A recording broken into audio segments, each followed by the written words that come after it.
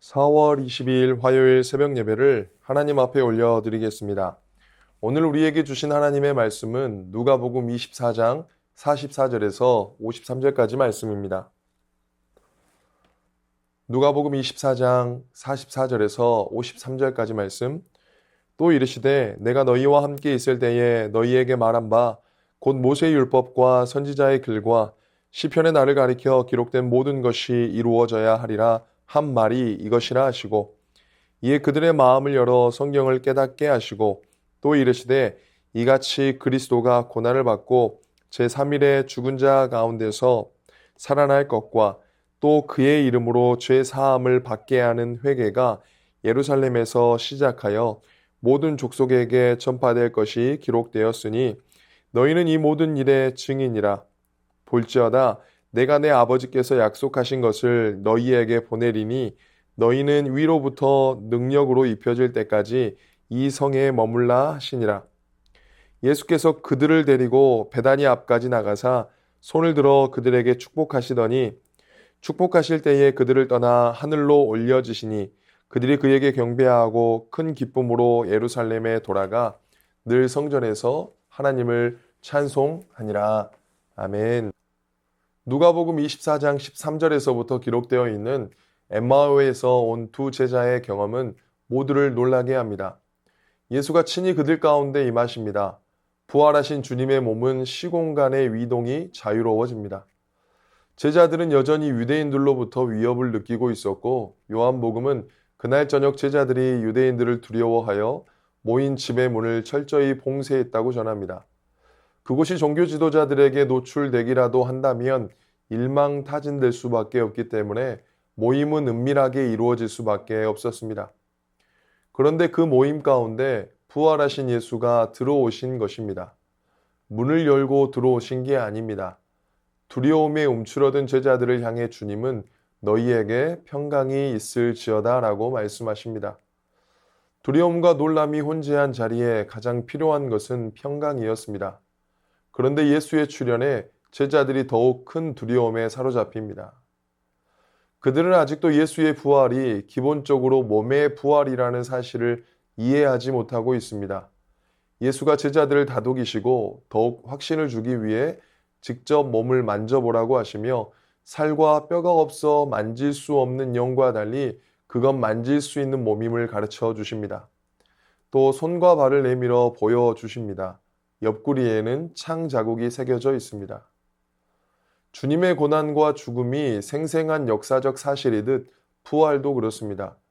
부활은 역사적 현실에서 일어난 실제입니다. 그래서 고난의 현실 그 자리에 부활의 능력과 소망이 공존하게 됩니다.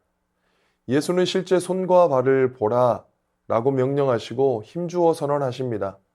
함께 3년을 부대끼며 살을 비볐던 그 따뜻한 몸입니다. 제자들이 그 모습을 보고 기뻤지만 여전히 믿지 못하고 놀라움에 당황합니다. 참으로 더디 믿는 제자들입니다. 예수는 육체의 부활을 더 확실히 보여주려고 먹을 것이 있는지 물으십니다. 제자들이 구운 생선 한 토막을 드립니다. 그것을 받아들고 제자들이 보는 앞에서 잡수십니다. 살과 뼈가 있고 음식을 섭취할 수 있는 몸임을 보여주시기 위함입니다. 부활을 두고 제자들의 내면이 의심에서 확신으로 변하는 과정이 참으로 더딥니다. 엠마오로 내려가던 두 제자에게 예수는 길에서 동행하며 성경을 가르쳐 주셨고 방 안에서 떡을 나누어 주셨습니다. 제자들 앞에서 생선 한 토막을 잡수신 주님께서 이제 성경을 가르치십니다. 육체의 부활을 가시적으로 보여주는 것이 믿음을 더해주지만 예수님이 성경을 가르쳐 주실 때 믿음이 더욱 확고해질 것입니다. 앞서 두 제자는 마음의 뜨거움을 경험했습니다. 예수는 과거 가르쳐 주신 말씀을 제자들의 기억 속에서 끌어내십니다. 예수는 모세의 율법과 선지자의 글과 시편에서 자신을 가리키는 모든 예언이 성취되어야 할 것을 이미 가르쳐 주었다고 말씀하십니다. 이제 그들이 성경을 깨달을 수 있도록 그 마음을 열어주십니다. 온전한 믿음은 제자들의 노력으로 만들어내는 것이 아니라 예수가 그들의 마음을 열어주셔야 가능한 것입니다. 믿음은 보이는 현상을 넘어 말씀을 마음으로 깨달아야 경험할 수 있습니다. 모든 성경이 어떻게 예수를 가리키고 있는지 알아야 성취된 사실을 믿고 성취될 약속을 그 믿음으로 붙잡을 수 있게 됩니다. 제자들로 하여금 깨닫게 하신 성경의 내용은 크게 세 가지입니다. 첫째, 그리스도의 고난입니다. 예수는 자신의 고난을 여러 차례 예고하셨습니다. 그 고난은 반드시 성취되어야 했습니다. 제자들은 예수의 고난이 하나님의 뜻을 성취하는 숙명이었다는 것을 깨달아야 합니다. 둘째, 그리스도가 3일 만에 죽은 자 가운데서 살아나는 그리스도의 부활입니다. 고난을 예고하실 때 3일째 부활도 예고하셨습니다. 고난을 믿는다면 부활도 믿어야 합니다. 지금 제자들이 바로 이 단계에 서 있습니다. 하지만 거기서 끝나지 않습니다. 제자들이 깨달아야 할 세 번째 중요한 내용이 있습니다. 그것은 바로 예수의 이름으로 죄 사함을 받게 하는 회개가 예루살렘으로부터 모든 족속에게 전파되어야 한다는 겁니다. 원문을 보면 전파되는 주어는 회개와 죄 용서입니다. 그것은 곧 구원을 가져다 줍니다. 메시아가 고난받고 죽어 사흘 만에 부활하심으로 진정한 구원자가 되셨습니다. 그 이름을 힘입어 회개와 죄 사함을 받으면 구원을 얻게 되는데 그 구원이 모든 족속에게 미치도록 회개와 죄 용서를 전파할 증인들이 필요합니다. 그들이 바로 지금 그리스도의 고난과 부활을 생생히 목격한 제자들입니다. 제자들이 어떻게 이 중하고 위대한 전파의 사명을 감당할 수 있을까요? 성령을 받으면 가능합니다. 그래서 승천하시기 전 예수의 마지막 가르침은 성령 강림에 대한 약속입니다. 예수는 아버지께서 약속하신 것을 제자들에게 보내주실 것이라 말씀하십니다. 실제 오순절 베드로의 설교에 따르면 아버지께서 약속하신 것은 성령을 말씀합니다. 하나님이 예수를 높이셨고 예수가 하나님께 성령을 받아 제자들에게 부어주십니다. 여기서는 예수가 보낸다라고 말씀하십니다. 그리고 예수가 보내신 성령을 받는 것을 위로부터 능력으로 입혀지는 것으로 묘사합니다. 증인의 사명은 성령을 덧입어야 가능한 일입니다. 그러려면 그들은 예루살렘에 머물러 있어야 합니다. 능력으로 입혀질 때는 오순절이 될 것입니다.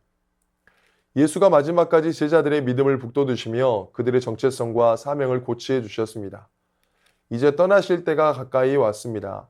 제자들을 예루살렘에서 베다니까지 이끌고 가십니다. 두려움에 스스로 가두었던 곳에서 예수의 손에 이끌려 사명의 자리로 나옵니다.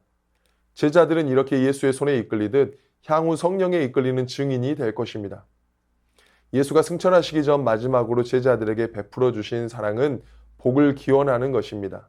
아마도 하나님 아버지의 돌보심을 구하는 축복의 기도였을 것입니다. 그렇게 마지막 복을 선언하시고 제자들을 떠나 하늘로 올려주십니다. 이 장면은 누가가 사도행전 1장에서 좀 더 자세히 그려줄 것입니다. 제자들은 호련히 올려지는 예수를 바라보며 경배하고 큰 기쁨을 안고 다시 예루살렘으로 들어갑니다. 마지막 명령처럼 약속하신 것을 받기까지 예루살렘 성전에서 하나님을 찬송하며 기다립니다. 더 이상의 의심과 불안은 끼어들지 못합니다. 담대함, 기쁨, 평안, 그리고 기대로 충만합니다. 사랑하는 모든 새순의 성도들도 이 예수 그리스도가 주신 증인의 사명으로 기쁨과 담대함과 평안, 충만함으로 오늘 하루도 승리하시는 은혜가 있기를 주님의 이름으로 축원합니다. 주신 말씀 의지하여 함께 기도하겠습니다. 증인의 사명을 살아가는 우리 되게 하옵소서. 담대함과 기쁨과 충만함으로 살아가는 우리 되게 하옵소서. 주신 말씀 의지하여 함께 기도하겠습니다.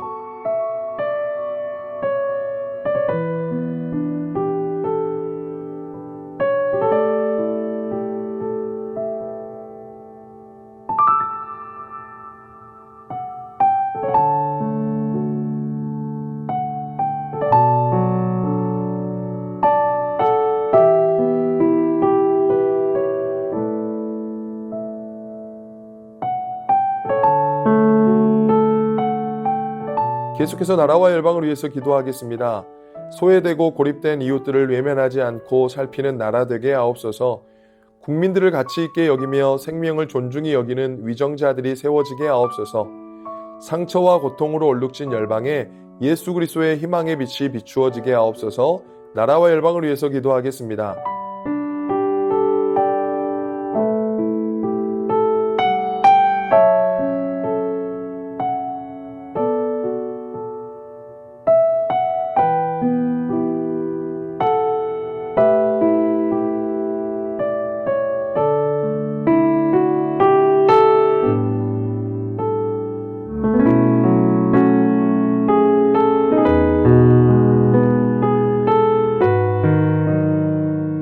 계속해서 교회를 위해서 기도하겠습니다. 고난의 아픔을 부활에 대한 간절한 소망으로 이겨내는 교회 되게 하옵소서. 새순교회 가운데 하나님의 영광이 충만하게 넘치게 하옵소서. 담임 목사님 성령 충만함으로 맡기신 사명 잘 감당하게 하옵소서. 교회를 위해서 기도하겠습니다.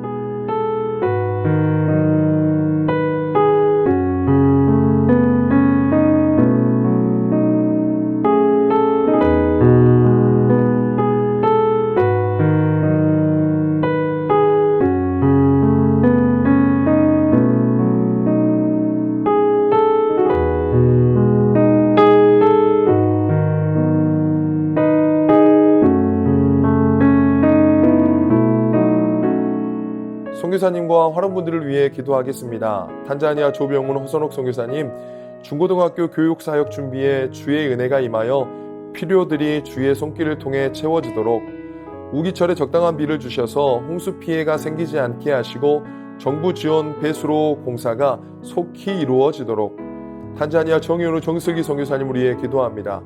이음희의 수술 일정이 하나님의 인도하심 가운데 잘 조율되고 수술 전까지 건강하게 지낼 수 있도록, 가정의 일상이 은혜 가운데 질서 있게 세워지고 하나님과 동행하며 예배자로 살아갈 수 있도록 환우분들을 위해 기도하겠습니다. 오윤정 간사님 2차 항암을 진행했습니다. 항암을 통해 폐, 부신, 췌장액을 분비하는 곳, 갑상선에 있는 암세포들이 깨끗이 사라지고 장의 기능이 회복되어 소화도 수월하게 하옵소서. 조정순 권사님 남편 백형호님 뇌출혈로 입원 중입니다. 일반 병실로 옮겼지만 아직 회복이 필요합니다. 주님 치유하여 주옵소서. 박훈규 집사님 뇌경색 치료 후 재활 치료를 하고 있습니다. 일상생활에 아무런 어려움 없도록 온전한 회복을 주옵소서. 박세현 집사님 유방암 발병 이후 뼈 전이 되었습니다. 통증이 사라지고 회복의 역사가 나타나게 하옵소서. 양금숙 성도님 이번 검사 결과 방사선 치료받았던 종양이 더 커지지 않고 있어 3개월 후에 다시 검사받기로 했습니다. 더 커지지 않고 회복되게 하옵소서. 김민정희 집사님 방사선 치료 효과가 미비하여 호르몬제 약으로 치료를 진행하기로 하였습니다. 검사 수치가 올라가지 않고 떨어질 수 있도록 지켜주시고 이후 모든 과정을 주님께서 지켜주시옵소서. 권호순 권사님 폐에 있는 종양이 커져 항암 치료제를 변경하였습니다. 변경된 항암제로 인한 부작용 없이 온전히 치료되도록 지켜주시고 다친 어깨 골절이 빠르게 회복되게 하옵소서. 노성빈 형제님 크론병으로 8주에 한 번 주사제 치료를 하고 있습니다. 부작용이 생기지 않도록 보호하여 주시고 소장의 염증이 잘 치료되어 음식을 잘 먹고 새로운 삶의 현장으로 나아갈 수 있는 용기를 주옵소서. 모든 환우분들의 몸과 마음을 회복시켜 주옵소서. 선교사님과 환우분들을 위해 기도한 후에 자유롭게 기도하시겠습니다.